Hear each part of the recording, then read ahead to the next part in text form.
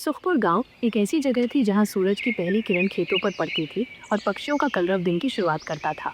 पर पिछले कुछ महीनों से इस शांति पर एक काली छाया मंडरा रही थी।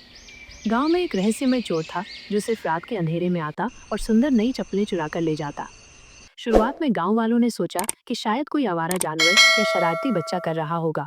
उन्होंने अपने दरवाजों के बाहर मिट्टी बिछाकर देखी ताकि चोर के पैरों के निशान मिल सके।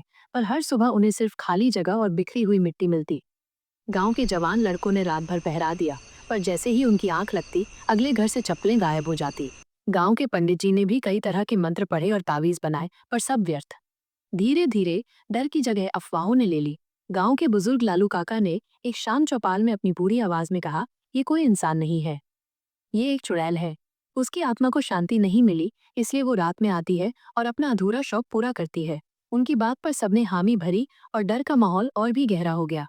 इसी गांव में रमा नाम की एक लड़की थी जो बहुत समझदार थी।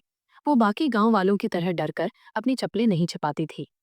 वो जानती थी कि किसी भी समस्या का समाधान डर से नहीं बल्कि हिम्मत और सूझबूझ से होता है।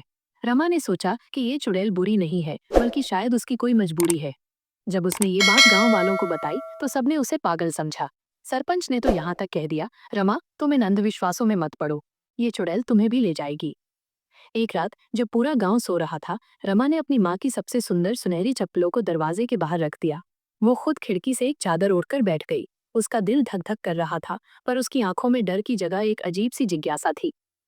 लगभग आधी रात के बाद जब हवा भी थम गई थी, उसने देखा कि एक काली परछाई धीरे धीरे उसकी चप्पलों की तरफ बढ़ रही है। वो परछाई एक दुबली पतली औरत की थी, जिसके बाल बिखरे हुए थे और चेहरे पर एक अजीब सा दुख था। उसके पैर नंगे थे और वो जमीन पर घिसटती हुई चल रही थी।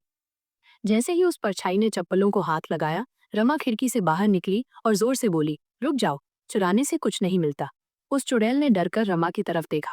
उसकी लाल आंखों में दर्द और उदासी थी। उसकी आवाज में एक गहरा दुख था, बेटी मुझे माफ कर दो, मैं रूला हूँ। आज से बहुत साल पहले मैं इसी गांव की एक लड़की थी।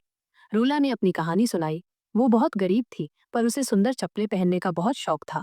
गांव में एक लड़का था, मोहन, जिससे रूला प्यार करती थी। मोहन ने एक बार रूला से वादा किया था कि वो उसे गांव के सबसे सुंदर मोतियों वाली चप्पलें लाकर देगा, पर वो कभी ऐसा नहीं कर पाया। एक दिन रूला गांव के बाहर एक तालाब में पैर फिसलने से गिर गई और उसकी मौत हो गई।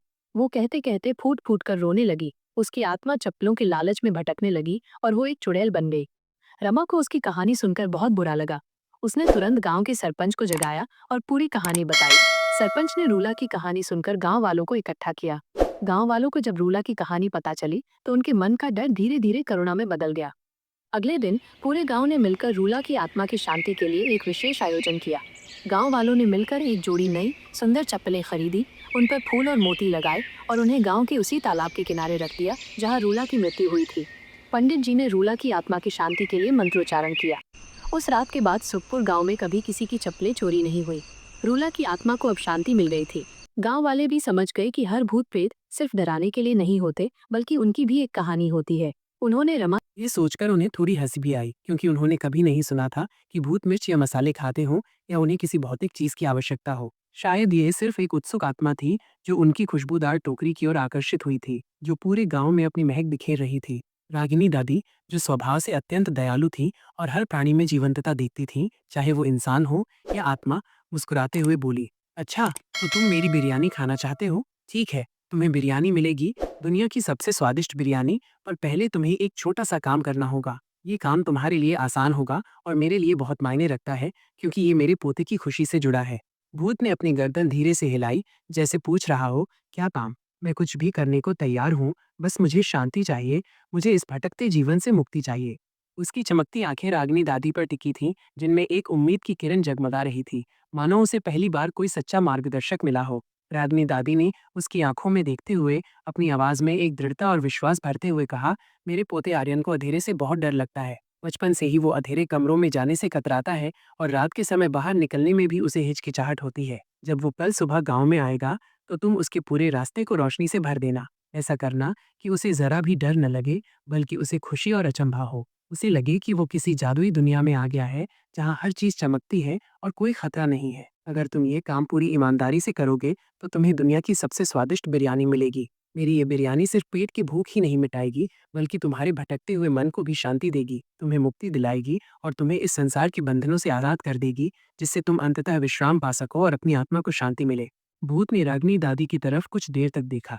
उसकी चमकती आंखों में एक हल्की सी चमक और गहरी होती गई, जैसे उसने सदियों से किसी आशा की किरण को महसूस न किया हो, जैसे उसे मुक्ति का मार्ग दिखा दिया गया हो, जिसके लिए वो सदियों से भटक रहा था। उसने एक बार फिर हाथ जोड़े, एक अदृश्य लेकिन गहरा आभार व्यक्त करते हुए, और फिर धीरे-धीरे, जैसे हवा में घुल रहा हो, अदृश्य हो गया। एक हल्की सी खुशबू पीछे छोड़ गया, जो हवा में घुल गई। रागिनी दादी मुस्कुराती हुई अपने घर वापस आ गई। उन्हें पूरा विश्वास था कि भूत अपना वादा निभाएगा, क्योंकि आत्माएं भी वादे का महत्व समझती हैं, खासकर जब बात मुक्ति की हो। घर पहुंचकर उन्होंने रात भर बिरयानी बनाने की पूरी तैयारी की। उन्होंने सबसे अच्छी बासमती चावल भिगोए, मसालों को अपने हाथों से पारंपरिक तरीके से पीसा, जो उनके परिवार की सदियों पुरानी रेसिपी थी। मांस को दही और अनोखे मसालों के मिश्रण में घंटों तक मैरिनेट किया, ताकि स्वाद एक एक रेशे में समा जाए और बिरयानी का हर दाना एक अनुभव बन सके। पूरी रात उनकी रसोई में स्वादिष्ट सुगंध फैली रही, जिसने पड़ोसी घरों में भी भूख जगा दी थी, और लोग सोच रहे थे कि आज रागिनी दादी क्या खास बना रही हैं, जिसकी खुशबू इतनी दूर तक आ रही है। अगली सुबह जब आर्यन शहर से अपनी चमकदार साइकिल पर गांव की तरफ आ रहा था, तो उसने जो देखा, उससे उसकी आंखें खुली की खुली रह गईं। गांव के शुरू होने वाले रास्ते से लेकर रागिनी दादी के घर के दरवाजे तक पूरा कच्चा रास्ता जुगनुओं से जगमगा रहा था। हर पेड़, हर झाड़ी पर, यहाँ तक कि जमीन पर भी हजारों लाखों जुगनू चमक रहे थे, जैसे जमीन पर अनगिनत छोटे छोटे सितारे उतर आए हों या किसी ने हीरे बिखेर दिए हों। पूरा रास्ता एक जादुई रोशनी से भर गया था, जो आर्यन के अंधेरे के डर को पूरी तरह से मिटा रही थी। अंधेरे का उसका बचपन का डर पूरी तरह से गायब हो गया था, और उसकी जगह एक अद्भुत रोमांच और विस्मय ने ले ली थी। वो मुस्कुराता हुआ, लगभग उड़ता हुआ अपनी दादी के घर की ओर बढ़ा, इस जादुई दृश्य से मंत्रमुग्ध था। यह दृश्य इतना अविश्वसनीय था कि उसने तुरंत अपने फोन से कुछ तस्वीरें ले लीं, यह सोचकर कि कोई उसकी बात पर विश्वास नहीं करेगा, मानो यह किसी परी कथा का हिस्सा हो जो उसकी आंखों के सामने साकार हो गई हो। घर पहुंचकर उसने सबसे पहले रागिनी दादी को जुगनुओं के बारे में बताया। उसकी आवाज में अचंभा और खुशी दोनों थी। दादी, आज रास्ता कितना खूबसूरत था। मैंने इतने जुगनू कभी नहीं देखे। ऐसा लगा जैसे कोई जादू हो गया हो। मेरा अंधेरे का डर पूरी तरह खत्म हो गया, और अब मुझे लगता है कि अंधेरा भी कितना खूबसूरत हो सकता है अगर उसमें जुगनू हो। रागिनी दादी सिर्फ प्यार से मुस्कुराईं। उनकी आंखों में एक खास चमक थी, जैसे वे एक गुप्त रहस्य जानती हों। उन्होंने आर्यन के सिर पर प्यार से हाथ फेरा और कहा, चलो बेटा, गर्मा गर्म बिरयानी तैयार है। भूख लगी होगी ना? ये लो तुम्हारी पसंदीदा बिरयानी। जब रागिनी दादी ने थाली में गर्मा गर्म खुशबूदार बिरयानी परोसी, तो आर्यन को उसकी मनमोहक खुशबू से ही जबरदस्त भूख लग गई। उसने पहला निवाला मुंह में डाला और उसकी आंखों में खुशी की चमक आ गई। बिरयानी इतनी स्वादिष्ट थी कि उसने कभी कल्पना भी नहीं की थी। हर दाना चावल और हर टुकड़ा मांस दिव्य लग रहा था, जैसे हर निवाला उसे एक नए लोक में ले जा रहा हो, जहाँ स्वाद और सुकून का संगम था। आर्यन ने अपनी जिंदगी में पहले कभी ऐसा स्वाद नहीं चखा था। वो चुपचाप खाता रहा, बिरयानी के हर स्वाद को महसूस करता रहा, और हर निवाले के साथ उसके बचपन की यादें ताज़ा होती गई। और ठीक उसी वक्त रागिनी दादी की रसोई की खिड़की के बाहर एक हल्का सा धुएं का गुब्बारा दिखा, और उसमें से वही सफेद भूत धीरे धीरे प्रकट हुआ। इस बार उसके चेहरे पर कोई डर या उदासी नहीं थी, बल्कि एक हल्की पर स्पष्ट मुस्कान थी, जो सदियों की शांति और मुक्ति की प्रतीक थी। ऐसा लग रहा था मानो उसके ऊपर से कोई बहुत बड़ा बोझ हट गया हो, और उसे आखिरकार सुकून मिल गया हो, जिसकी उसे इतने समय से तलाश थी। उसने रागिनी दादी को देखा। उसकी चमकती आंखों में कृतज्ञता की गहरी भावना थी, एक ऐसी भावना जो शब्दों में बयान नहीं की जा सकती थी, और फिर धीरे से हवा में घुल गया, जैसे वो बिरयानी की खुशबू अपने साथ ले गया हो, हमेशा के लिए अपने भटकते हुए मन को शांत करने के लिए मुक्ति पाकर। वह अब राजनगर का एक अदृश्य पर शक्तिशाली रक्षक बन चुका था, जो सिर्फ जुगनुओं की रोशनी में ही नहीं, बल्कि गांव की हवा में भी महसूस किया जा सकता था। रागिनी दादी मुस्कुराई। उन्हें पता था कि उस भूत को भी बिरयानी पसंद आई थी, और अब वो भी राजनगर की बिरयानी का एक अदृश्य पर महत्वपूर्ण हिस्सा बन चुका था। बिरयानी ने एक आत्मा को शांति दी थी और एक अटूट रिश्ता बनाया था, और उस दिन के बाद राजनगर में कभी किसी को अंधेरे से डर नहीं लगा, क्योंकि हर रात जुगनुओं की चमकीली रोशनी उस गांव को रोशन रखती थी, एक भूत की बिरयानी की कहानी की याद दिलाते हुए, जो सिर्फ खाने की नहीं, बल्कि दोस्ती, वादों को पूरा करने और एक भूखी आत्मा को